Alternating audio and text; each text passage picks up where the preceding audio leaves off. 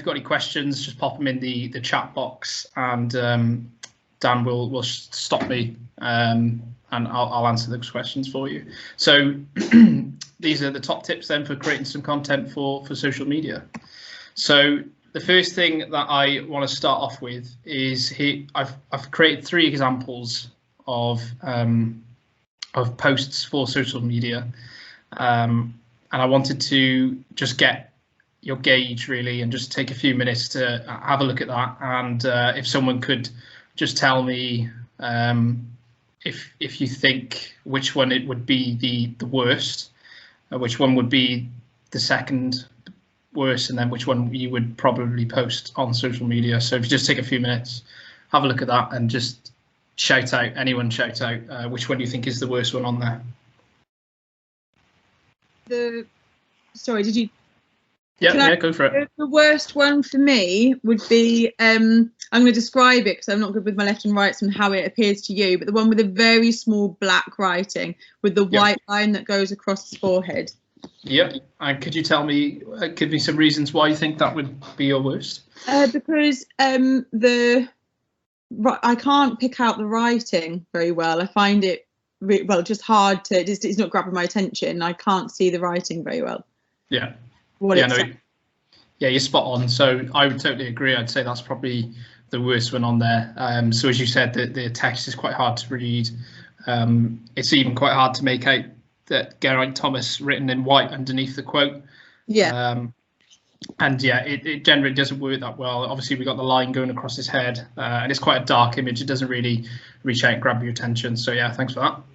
Anyone else on the next worst one? The middle one. Middle, yeah. And why would you say that? Because the writing on, well, it's back to front, isn't it? The images. So the sponsorship writing is all back to front. Yeah. And also the writing is in white and it's overlapping with some of his cycling tops. You can't make it out as well. Yeah. And his name's pretty small in that one as well. Yeah, no, totally agree. So, I think it's okay, but yeah, it can be improved. That was my favourite one. Yeah, so well, the middle one is the one I actually put on our social media channels, so I think the lesson that I'm trying to give from here is that you can always learn from your social media content, and it's always good to get a second pair of eyes on things, and we're always learning. So yeah, if I'd had to sort of refine that post, edit it and go again, I would probably go for the last one there, which is you've got a clear image of Geraint and you've got the text there on the black background. It's nice and clear, you can see exactly what he's saying.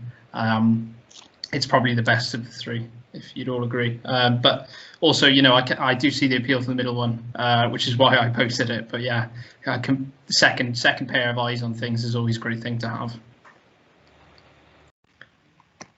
So now I'm going to take you through the importance of creative content. So it's all good putting sort of stuff out there on your platforms, be it Twitter, Facebook or Instagram, but I think you don't want to put anything out there. You want to put something that's creative and something that's going to grab people's attention.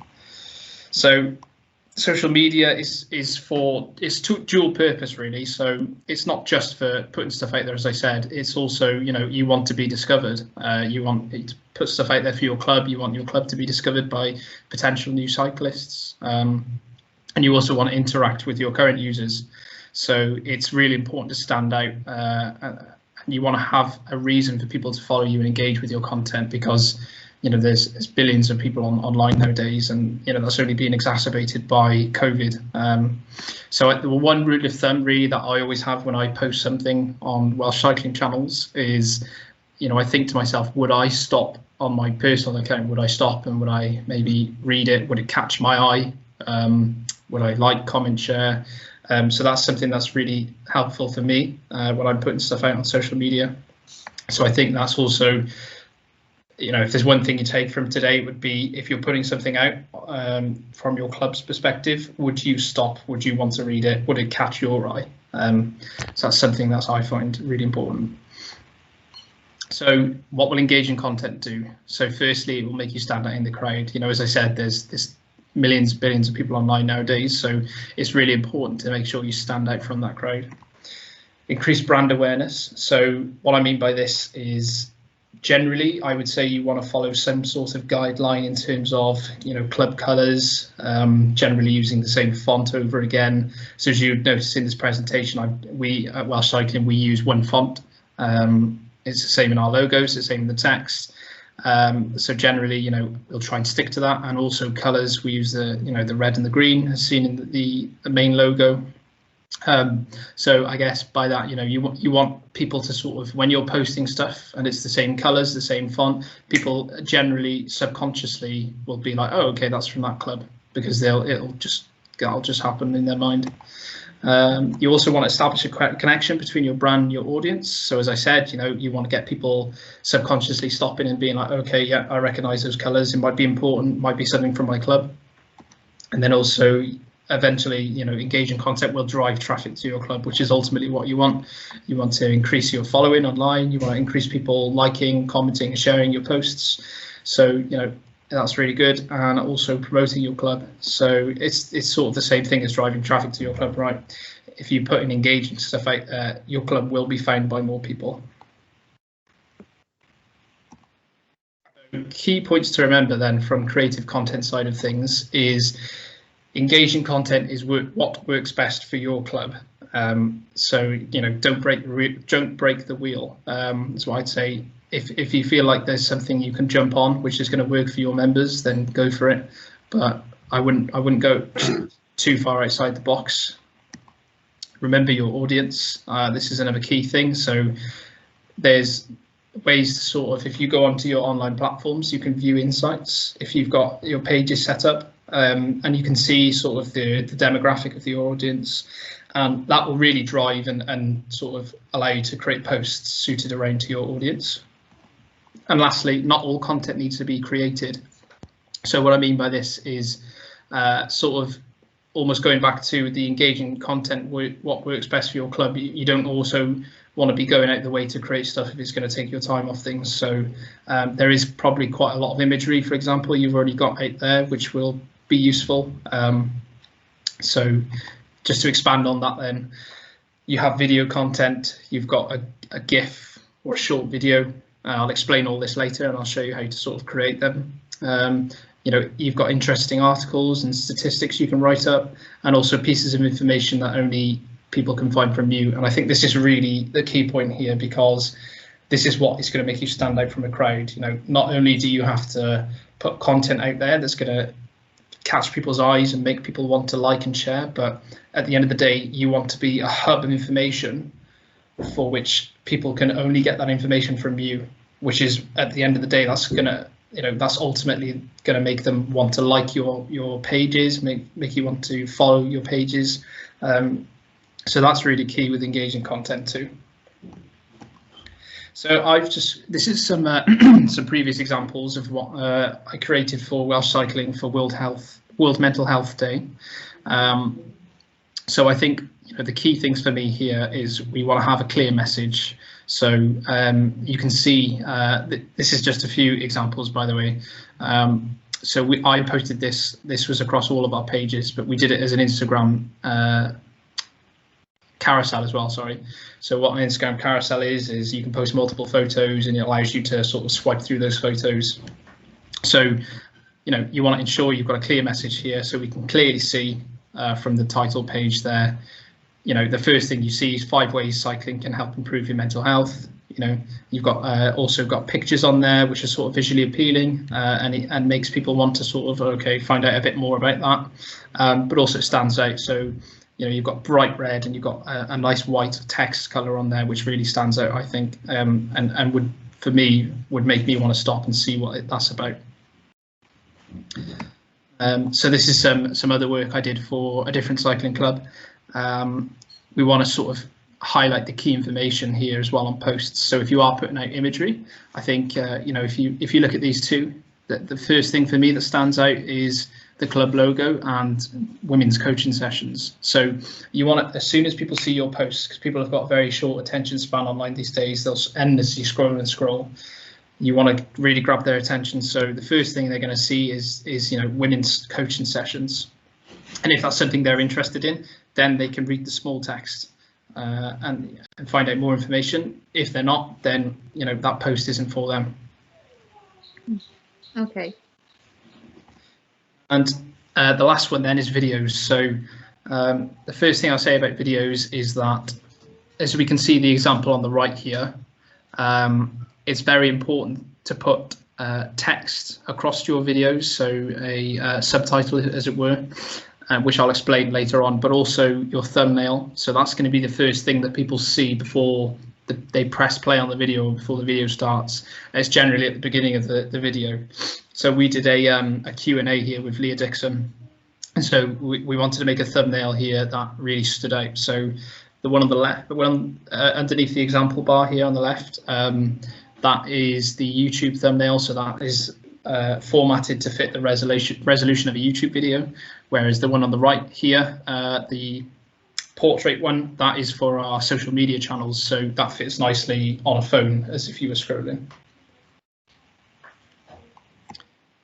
So what is as important as it is to put creative content out there, it's even more important to understand your platform you're using, because every platform will have a different audience. I don't know if you guys are using multiple platforms.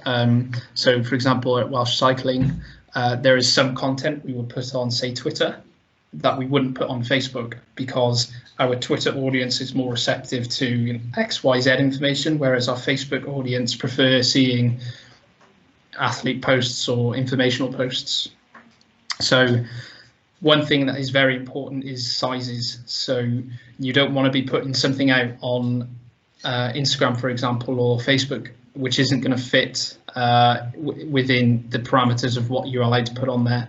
So it will let you post any size image, but it will reformat it, and you might be missing crucial information then. So when people are scrolling, if you've put the wrong size on there, Facebook or Twitter or Instagram will resize that, and people might miss the main thing of what you've worked on to try and grab their attention. So generally speaking, 1x1 square videos and square still images are the best way to go for Facebook and Instagram. Twitter generally doesn't like square images. It prefers sort of your landscapes. So as you can see there, the 16:9 landscape images and videos, it prefers them. And then also all platforms apart from YouTube work with the portrait video. So the portrait video is your video which is appearing sort of on this screen, so it will be that size. And then YouTube, I'm not sure if you guys use YouTube, but if you're uploading stuff to YouTube, I assume most of you will know that the screen sort of fits as if it's a laptop screen, right? So YouTube is the only one which will only take that landscape image or video. I didn't know that.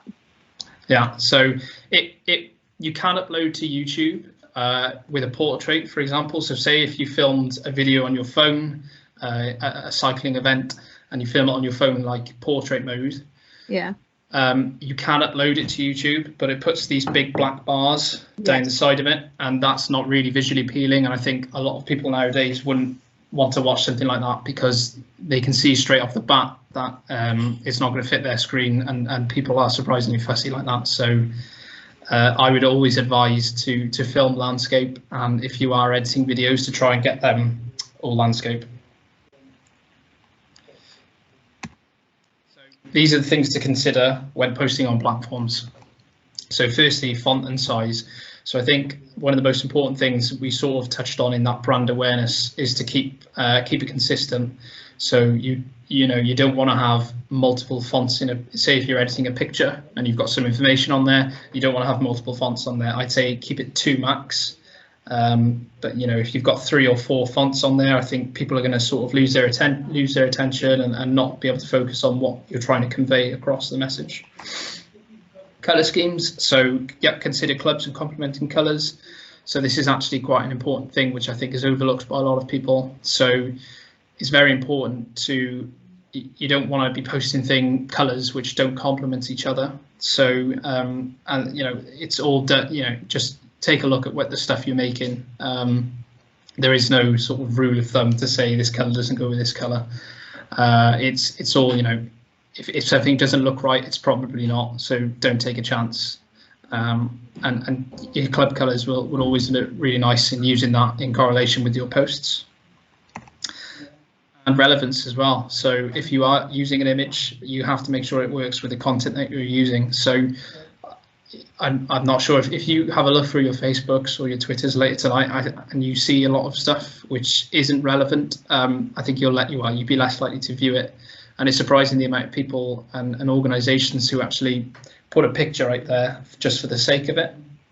So I think it is really important here you have to retain that audience. So if you're building an audience who wants to be captivated and view your content you're putting out there, you know, it's crucial that you put an image on there which works with the story you're running. Here's my things to avoid. So the first thing I'd say is too much information. So as we discussed right at the beginning, that post with Geraint, you know, I think that would be the most text I'd ever put on an image. If you have got text on there, which you do need to get across, I would do it over multiple images. So you can always upload two, you know, you can do half a quote on one, half quote on another. But I think too much text is a real no-go, because as soon as people see a big block of text on an image, no one is going to want to read that. You could also make a video as well, which I'll show you later on. How to do that is really easy, but I would generally if you have too much text, spread it over multiple images or make a video for that. Okay. Too many colours, again, you know, you want to keep it nice and simple. You don't want to let people's eyes will wander if you've got multiple colours on there and they won't know where to look. Keep it nice, simple and consistent.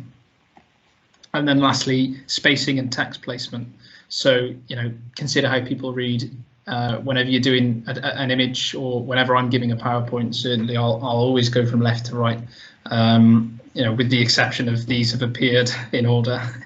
But yeah, if you've got important text on there which you want to read in an order, left to right is generally the rule for that. Good stuff. So now has anyone ever heard of Canva? No. No. Okay, so I'm just going to give you a really quick demonstration on how to use Canva. It's a really easy, free online tool you can use to create content. And yeah, I'll just show you how to do it. It's really easy to use. Okay.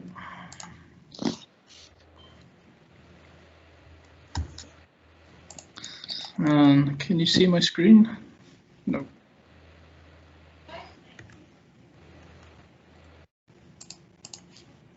Okay, can you see my screen now? Yes. Okay, bro. So yeah, you'll want to jot this website down. So all you've got to just search into Google Canva, C-A-N-V-A, and it's the top one that appears. So it's a free online design tool to use, and it's really easy to use. So when you get to the home page, all you need to do is sign up with your email address. You'll create an account. There is a pro version, but you know, you guys will only need the free version, so it's got a huge amount of things you can do with the free version. So we have the pro version, but that doesn't make a difference in what I can show you to do. So with the great thing about Canva, apart from being free, is that you don't have to worry about your sizes. So I've told you about the sizes, and it is helpful to remember them if you're creating posts, but at the same time, if you use Canva, it will automatically generate those sizes for you. So you can see along the bottom here, so we've got Instagram posts, Instagram stories, which fit the whole phone screen. We've got videos, which is what I was talking about, that landscape, the landscape. But generally what I would do if I was posting to social media, to Facebook or Twitter, really, is if you search social media, and then, you know, there's hundreds and hundreds of sort of templates and designs you can use. So we'll just go with the standard social media here, 1080 by 1080 pixels, and that's going to fit your Instagram and your Facebook. Twitter is a bit fussy, but again, you know, if you just type in here Twitter, there we go, Twitter posts, Twitter header, Twitter ad, there's loads of sort of different things you can do. So here are all the different templates then for social media. So, you know, if you are struggling to sort of think of your own content you want to do, you can easily just click one of these and it will take you through and you can edit the entire page. So, you know, there's a cycling one there. It's really easy to use. So what we'll do, we'll just go for blank just so I can show you everything from scratch. So you click create blank canvas, and then here we go. So you've got a plain white design, and then this bar on the left here, this is really what you're going to be using to create your content with. So here you can find templates, so you can search, you know, you can search sport or anything you want, and it will give you a load of free templates. So if you want it, if you find something and you want to use it, all you've got to do is just click on this, drag it over, let go, and it will put that on your page for you. If you don't want to use a template, that's fine too. We can create our own one from scratch. So first thing I'd advise you do is if you scroll down to the bottom of this sidebar, you find background here. You click on background, and these are all different backgrounds that you can use. And again, you can search for any background you want. So, you know, you can use colors. These are the colors along the top here. If you just wanted to have a plain color, you click on that. You click that, it will project that on the screen there. Or if you wanted, you know, a bit more of a fancy one, you know, we could do, we could search Christmas. And then, you know, there's a free one there. You click that, it will appear on here. So really, really easy to use the backgrounds. So what the next thing you want to do is text or imagery. So if you click on the text, it will give you a load of options here. And again, these are all sort of free to use, different text options that you have. So you can just scroll through. You can see some of these say Pro, which is the paid version I was talking about. But if you keep scrolling down and down and down, most of them are free. So you can see all the free ones here. So, you know, we can put on, go for this one. So if you click that, it'll appear on your screen. Now, when it's appeared on your screen, these sort of corners here, they're your size guiders. So what you want to do is drag them, and you can increase or decrease the size of the text. And you can also space it out this way. So if you wanted to have the words next to each other, you could do it like that. So that's the most handy thing with that. The next thing I'll say is you can minimize this on the here as well, on the side, sorry, and you can play around with it a bit more freely without having that on the side.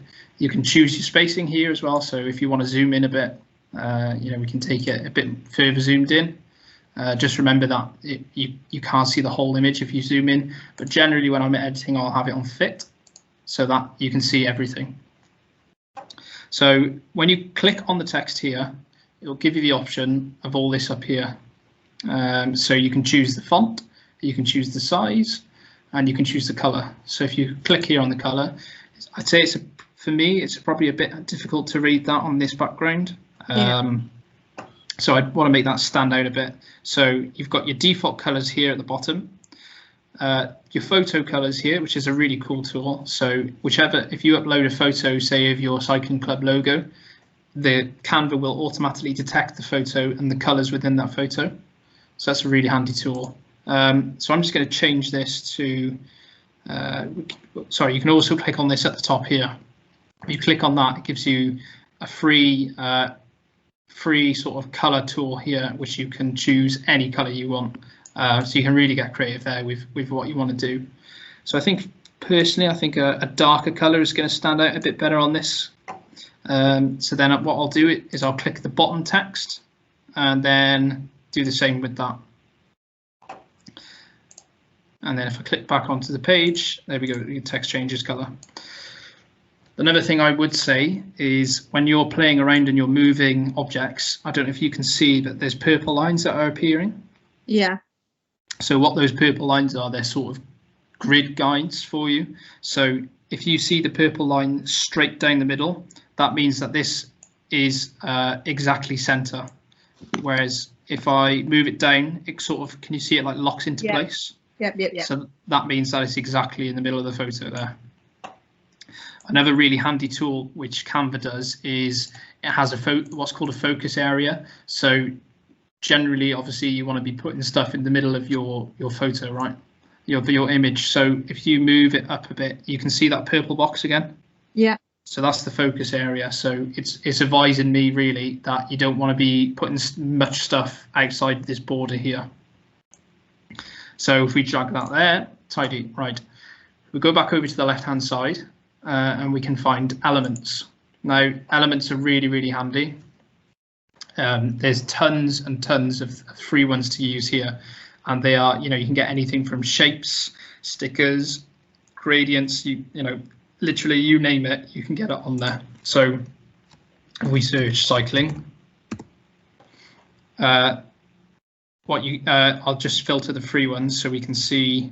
You guys won't have to worry about filtering, but we can do that. And then these are all the free to use cycling ones. So again, there's, and it goes on. I could scroll literally for hours. It's brilliant. So what we'll do is we'll just go to the top. We'll just click on this one. So all you have to do is click on the image and it appears here for you. We'll just minimize that. And then you can drag that. You can make it bigger. You can make it smaller. And then use the snapping grid. You can align it then with the center of the image. And then you can also, with some of the elements, they'll allow you to change the colors of the actual element down here. So if you want to make that red or green, you can do so with that. What I will say is that on the element side, there are some things which you can't change the color of. So generally, you'll start, the more you use Canva, you'll start to be able to guess what you can and can't change colors for. So for example, I'd probably say you wouldn't be able to change the color on that just because there's multiple colors on there, right? Oh, I knew that would happen. You can. But I hear what you're saying, so you've got options. Exactly there. So this one, for example, you cannot change the colors of that one. Whereas generally the ones with a bit less color on them, so here you'd probably be able to change the color of this one. Yeah, you can. So it's something to consider then, if you do like the look of an image, but it doesn't look like it fits your color scheme, it's worth trying to get it on that screen and then see if you can change the color of it up here in the top bar. So I'll just delete them.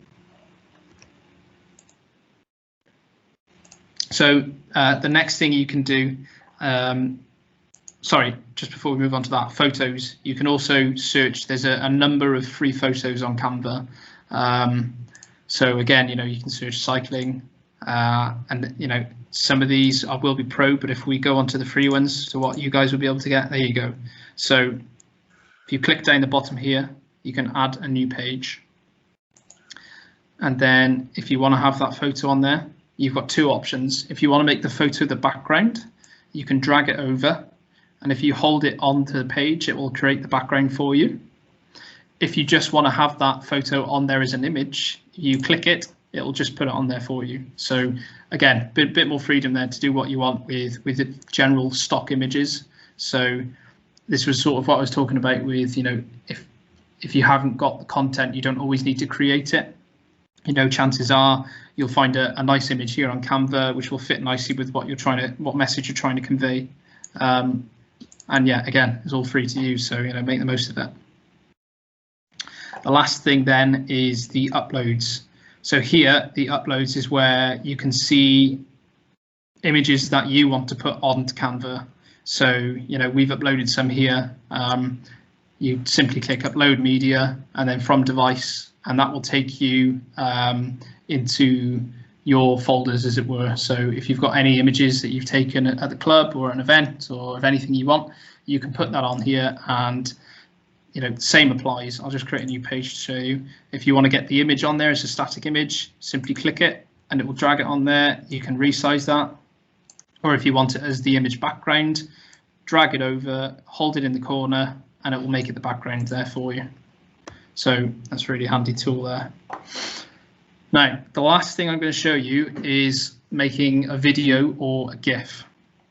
So as we discussed, video content now is getting hugely more impressive on people when they're scrolling through social media. And so what I would advise is if you think you can make it into a sort of an engaging video or a short GIF, I'll just quickly explain the difference. A GIF, if you're not sure, it's a short video which sort of plays on a loop and it has no sound. So what we can do here is we've got our image. On the top left here, you can see it says animate. So if we click over to animate, the ones without the crowns are the free ones here. So these are all the different animations that we can apply to this image here. So you can click on that and you'll see what it looks like. They all do different things. This one is a bit of a zoom, got a rise, pan, and generally, it's whatever you think looks right. So I quite like the breathe there. So it's sort of like you can see the background smoothing with it as well. And then what you can also do, if you've got multiple images, so say if we had that quote which I was talking about, which you split over to 2 images, you can click apply to all pages down here, and basically every page then that you've got on your project, it will do the same for all of them. So lastly, you can edit the timing. So say if you wanted that that loop to be a bit longer, so you didn't want to keep having the thing refreshing all the time, you change timer. You can put it up to 10 seconds there. You put it as long as you want. That will elongate the time then of the loop if it's a GIF, and then if it's a video, this is the video timer here. One thing you can do with videos, if you are creating videos on this, is you can add music as well on the left bar. So there's a lot of free music on here. So there's all sorts of different free ones here, and all you've got to do is you click that over. Once you've clicked, it starts playing on here. So if you save that as a video, that music will be in the background of your video. But if you save it as a GIF, the GIF will have no audio. So that's the main difference there. Okay. And you can see that the light up here, that's because it's 20 seconds long. So you can make that longer or shorter. That's loud. But generally what I do is I don't tend to use the music from here. Generally, if I'm making a video, I use a different program. So what I would use this for though is for GIFs. So we've got the animation on there. We've got our text. We've got our image on there. We've got a nice background. We've set the timer to 10 seconds. So what we're going to want to do then is hit this download button. Now this download button is going to give you 2 options. So you can choose the file type. So that's the video. So that will include the music. Or if you want it as a GIF, here we go. It's right at the bottom. You can save it as that. What's also really handy is that although we've put an animation effect on here, is you can still save it as a PNG. So it will still come out and save as a still image if you want that. But being as that we've put an animation on there, what we'll do is we'll save it as a GIF. And then what you can also do is, so say you've been editing and playing around and you finish up and you decide that you only want to have that first page on there. You can drop down on this select pages bar and you can just tick 1. So if you just want to have that first one, you can do that, press done. That'll save as a GIF on this page 1 only. Hit download and you're done. That's how to create stuff on Canva. I think straightforward. It is pretty easy to use. It does take a bit of time to get used to, but I think the only advice I give really is get on there, have a play around. Yeah. You can really get lost on your editing a lot of things. There's thousands of free templates, and generally I'll try and do things from scratch. But if there's something on here which I really can't get my head around, I'll go onto the templates over here. You can search designs and whatnot. Pretty much anything you want. And so if I just show you quickly, then I'll add a new page at the bottom.